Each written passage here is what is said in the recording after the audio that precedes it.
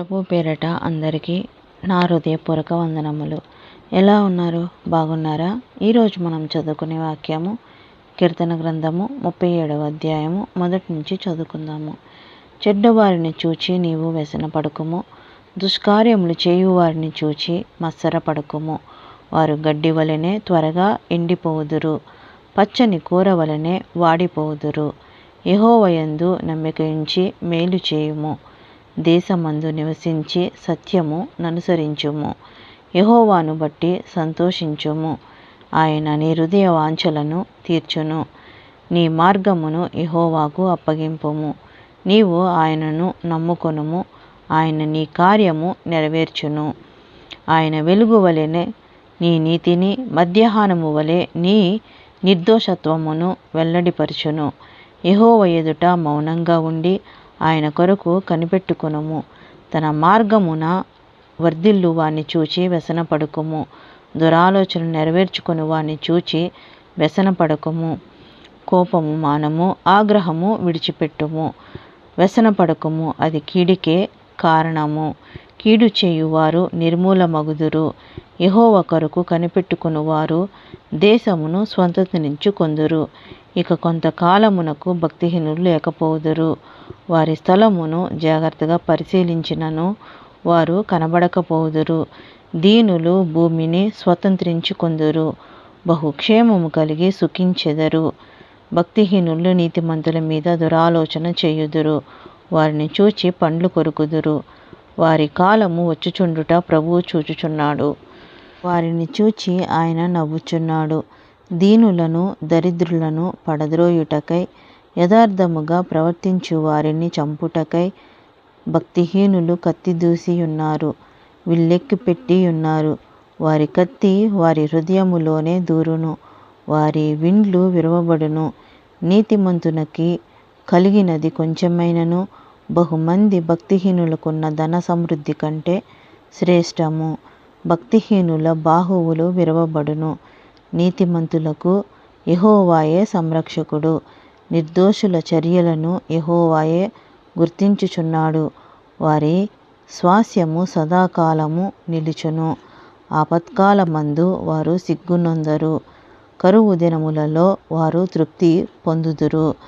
భక్తిహీనులు నశించిపోవుదురు. యెహోవా విరోధుల మేత భూముల సొగసును పోలియుందురు. అది కనబడకపోవునట్లు వారు పొగవలె కనబడకపోవుదురు. భక్తిహీనులు అప్పు చేసి తీర్చకయుందురు, నీతిమంతుల దాక్షిణ్యము కలిగి ధర్మమిత్తురు. యెహోవా ఆశీర్వాదం నొందిన వారు భూమిని స్వతంత్రించుకొందురు, ఆయన శపించిన వారు నిర్మూలమగుదురు. ఒకని నడత యెహోవా చేతనే స్థిరపరచబడును, వాని ప్రవర్తన చూచి ఆయన ఆనందించును. యెహోవా తన చెయ్యి పట్టుకొని ఉన్నాడు గనుక అతడు నేలను పడినను లేవలేక యుండడు. నేను చిన్నవాడినై యుంటిని, ఇప్పుడు ముసలివాడినై ఉన్నాను. అయినను నీతిమంతులు విడవబడుట గాని, వారి సంతానము భిక్షమెత్తుట గాని నేను చూచియుండలేదు. దినమెల్ల వారు దయాళురై అప్పు ఇచ్చియుందురు, వారి సంతానపు వారు ఆశీర్వదింపబడుదురు. కీడు చేయుట మాని మేలు చేయుము, అప్పుడు నీవు నిత్యము నిలుచుదువు. ఏలయనగా యెహోవా న్యాయమును ప్రేమించువాడు, ఆయన తన భక్తులను విడువడు. వారెన్నటెన్నటికీ కాపాడబడుదురు గాని భక్తిహీనుల సంతానము నిర్మూలమగును. నీతిమంతుల భూమిని స్వతంత్రించుకొందురు, వారు దానిలో నిత్యము నివసించెదరు. నీతిమంతుల నోరు జ్ఞానమును గూర్చి వచించును, వారి నాలుక న్యాయమును ప్రకటించును. వారి దేవుని ధర్మశాస్త్రము వారి హృదయములోనున్నది, వారి అడుగులు జారవు. భక్తిహీనులు నీతిమంతుల కొరకు పొంచియుండి వారిని చంపజూతురు. వారి చేతికి యెహోవా నీతిమంతులను అప్పగింపడు.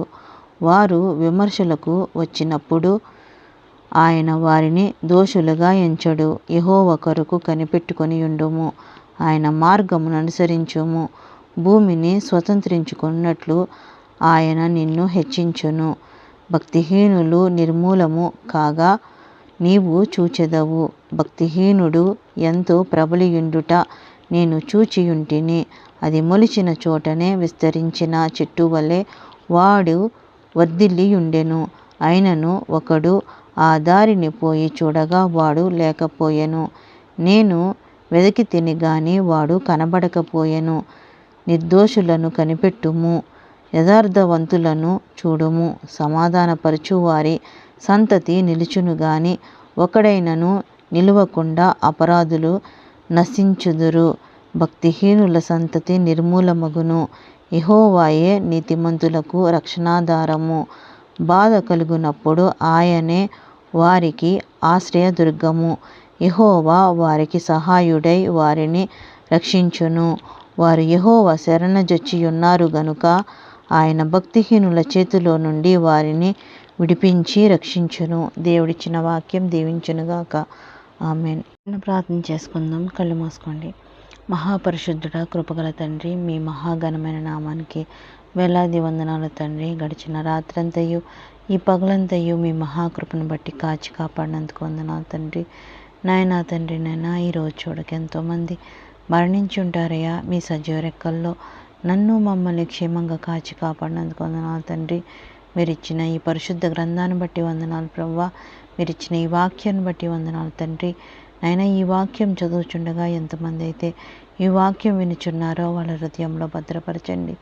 వాక్యానుసారమైన జీవితం మా అందరికీ దయచేయండి తండ్రి. నాయనా ఎంతమంది ఈ వాక్యం వినుచున్న వారిలో ఎటువంటి సమస్యలతో బాధపడుతున్నారో సమస్యల నుంచి విడిపించండి, రక్షించండి. నాయనా మిమ్మల్ని స్తుతించే వారిగా మమ్మల్ని అందరినీ తీర్చిదిద్దమని అడుగుచున్నాను తండ్రి.